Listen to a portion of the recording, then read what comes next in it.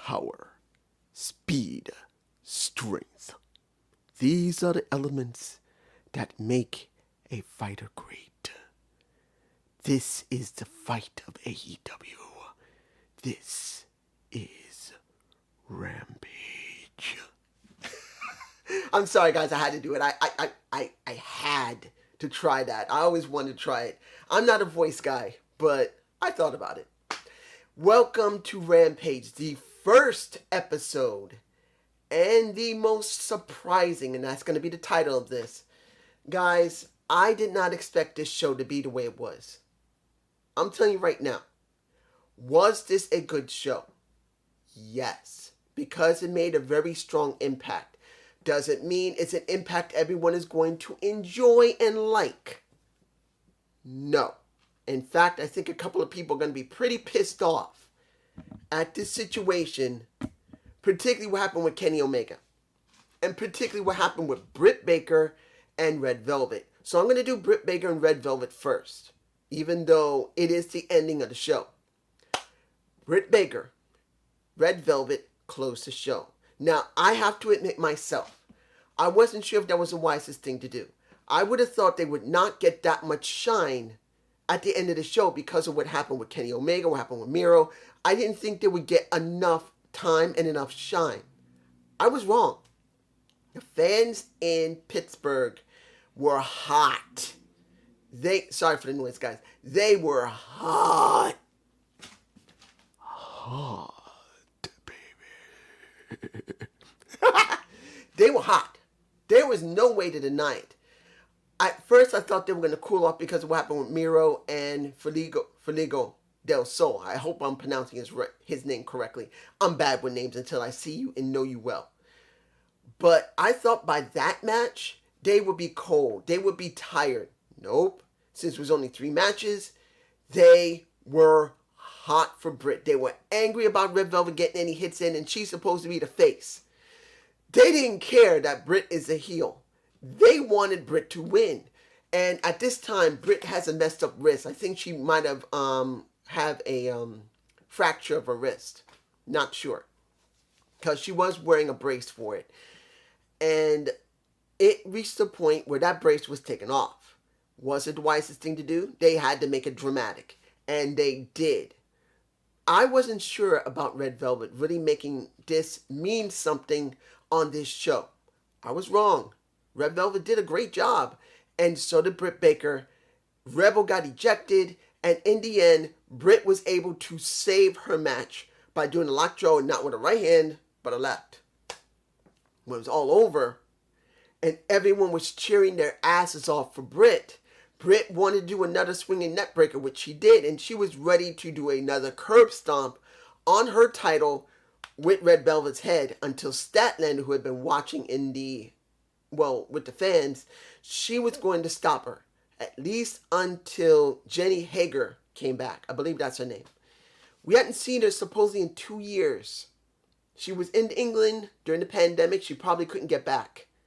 And she just came back. Damn, the woman looked good. Woman looked good. Are you single? Anyway, she looked good. And it did make a good impact for her return. Now, the question is going to be for Jenny Hager. If that's her name pronounced properly, what would they do with her going forward? Will she be muscle for Britt Baker because Rebel is still healing from her knee getting totally twisted out of shape? Because she really can't really do much. That's going to be the question.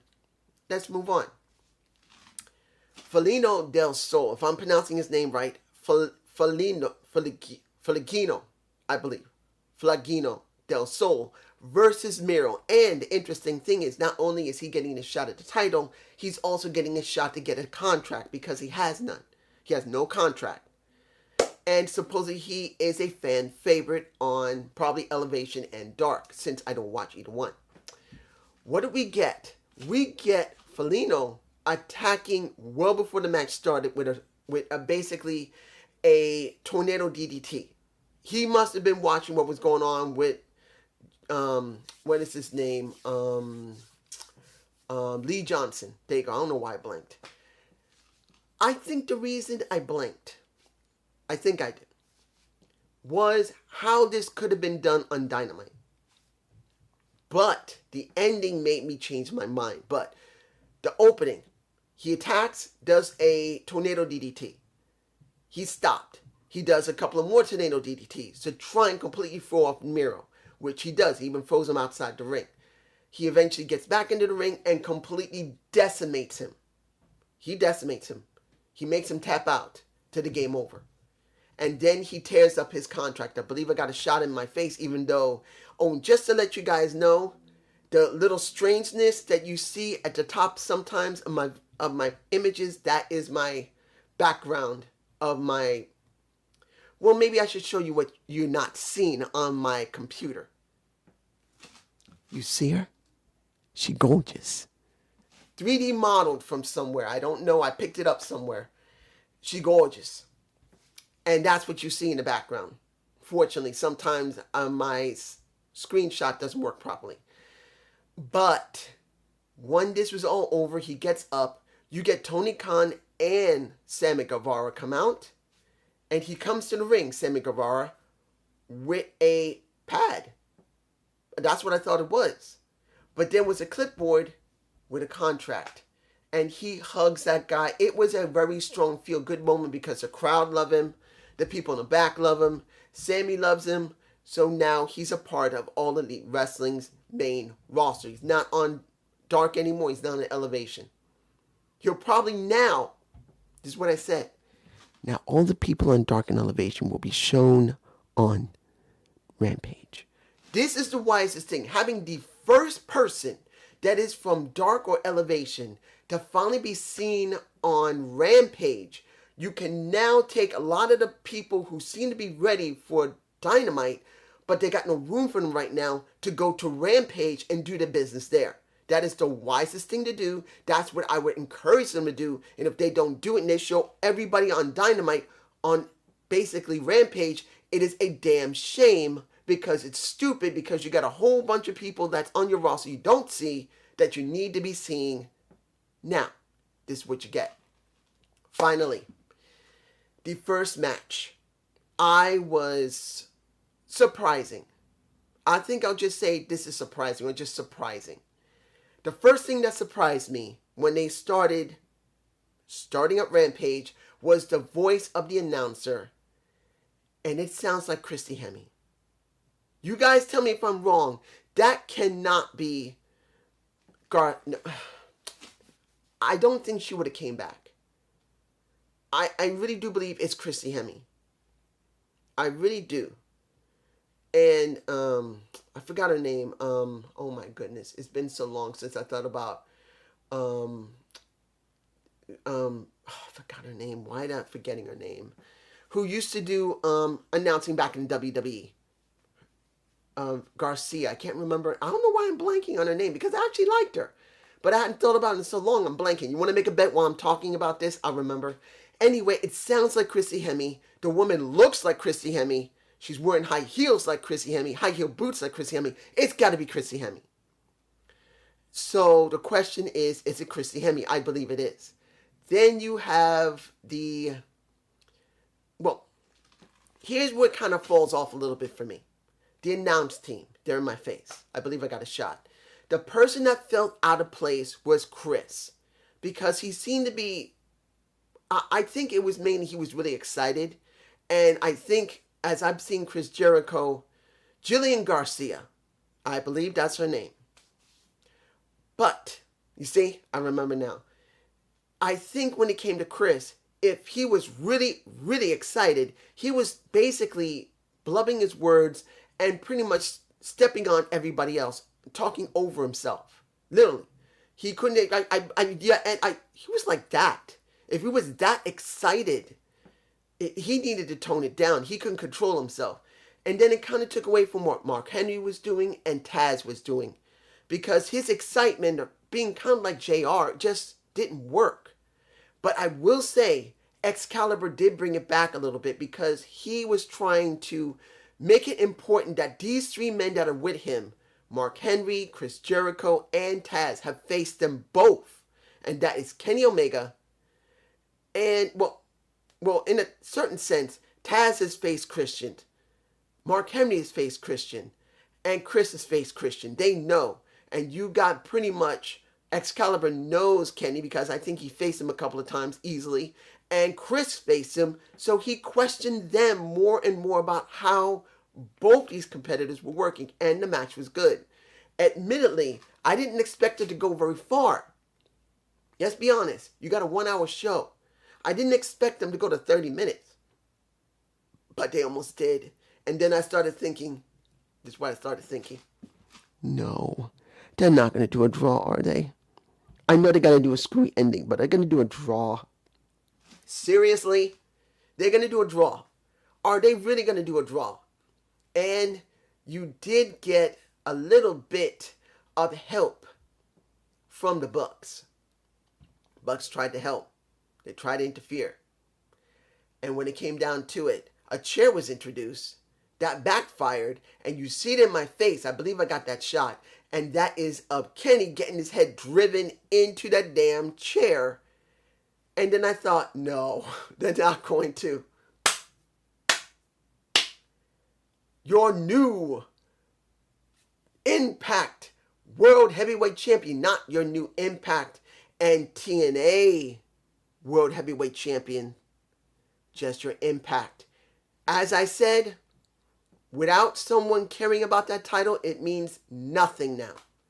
They now relegated the Impact title as the main title again, and the TNA title as nothing but a prop. It's just there.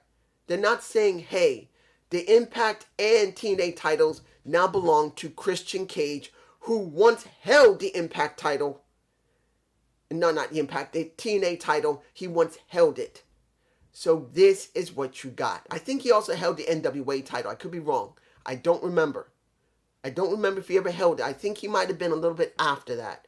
But the point is, he's now champion. What? That's what people are going to say. What in the actual fuck? Emergence is next week.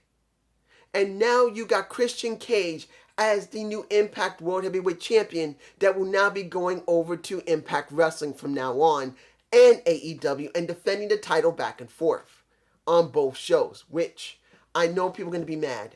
I know some will be mad, but I was surprised. I'm not going to lie. I was surprised they went there. But it actually makes sense, and it actually does. In this case, we don't have to fuck Impact Wrestling or AEW. Because we just got a TNA original, to a certain extent, in a Christian Cage. He wasn't there from the very beginning, like an AJ Styles, a Samoa Joe, a Christopher Daniels, a Kazarian. I know he wasn't there from the beginning, but he was during the first 5 years of the company, at least 5 or 6 years. He was there. It would have been great if it had been Jay Lethal there. Or I wish Samoa Joe had not gone back to WWE and he had gone to AEW and he was one who went back and forth. Being one almost practically an original would make it mean something. But seeing that is Christian Cage, who was there between 2006 to 2009 or 2005 to 2008. I think somewhere in that years he was part of Impact Wrestling. No, I'm getting TNA and Impact Wrestling. Just that he was there. And that does mean something. And on top of that, that is a TNA original in a sense, I'm going like this. In a sense, a near TNA original, because he was there for a while. It is now been defended on TNT. Think about it for a minute. Think, guys.